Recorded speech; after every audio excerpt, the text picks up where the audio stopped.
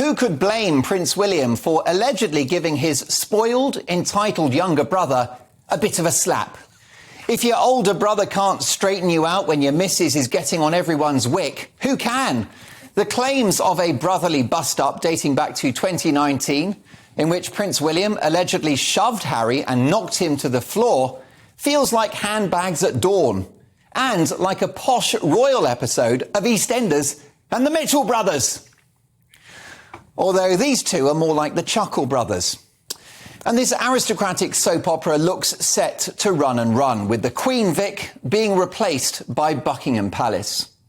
Prince Harry has been complaining that his family have leaked stories to the press.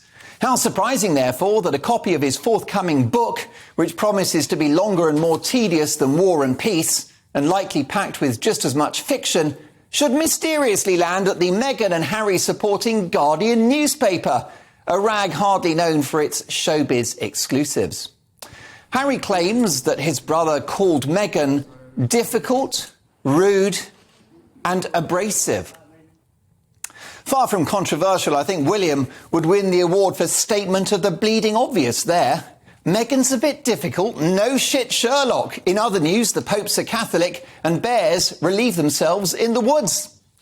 Whether it's unsubstantiated claims of racism in the royal family, confusing anecdotes about the exact date of their marriage, or a general self-pitying oh woe is me narrative since day one, this millionaire actress has been a right royal pain in the arse. William's alleged comments about Meghan Markle have aged well, given that this young woman has turned her husband, once voted the most popular member of the royal family, second only to the Queen, she's turned him against his own brother, his own father and his own country. But I don't actually blame Meghan. Good luck to her. She spotted an opportunity when she met this young prince and she achieved her dream, a plan for global domination. But it's he who has allowed all of this to happen. The buck stops with him. And of course, this is all about bucks, the big bucks. In this explosive chat with his best mate Tom Bradby on ITV, we're going to hear yet more navel-gazing nonsense from the Ginger Windsor himself, as if a 6-hour Netflix documentary wasn't enough. The interview will be softer than one of Mary Berry's buns. And why is he doing it? For his mental health? To set the record straight? Do me a favour. He's trying to flog copies of his book. Now, full disclosure, I will be buying a copy because I've got a wonky bedroom door that won't stay open. The hypocrisy of this man knows no bounds. He screeches about his privacy whilst doing podcasts, TV documentaries and books about the most intimate aspects of his life and that of his family. He dashes around the world in a private jet whilst preaching about a climate emergency. And he claims to be focused on philanthropic activities. It's all for charity, mate. Except the couple have made themselves millions. Their lives are available to whoever will pay the highest sum. They've sold their souls to the devil and sold their family down the river. Which is why it's almost like William knew what was coming when he allegedly sent old Harry off balance in that Nottinghamshire cottage in 2019. It was a KO, a points win for our next king. Now, I don't advocate violence, and I never will. If William has done this, then it's clearly wrong.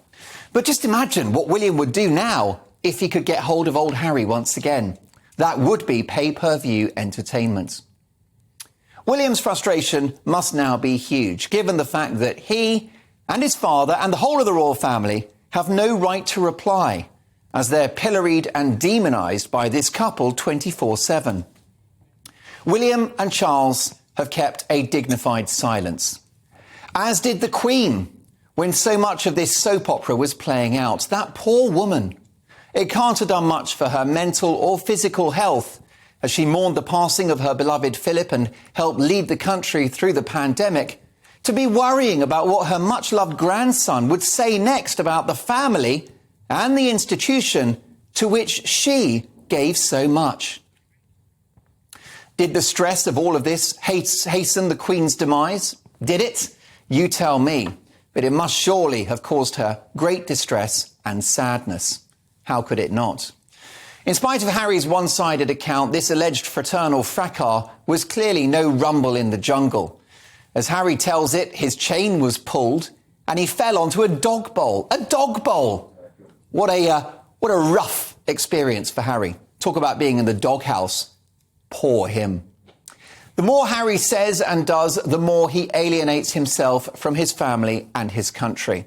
Frankly, he should stop blaming other people and reflect on his own behaviour.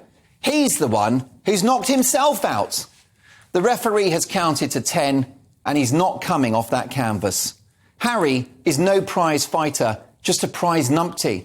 It's time to throw the towel in and call for the nurse.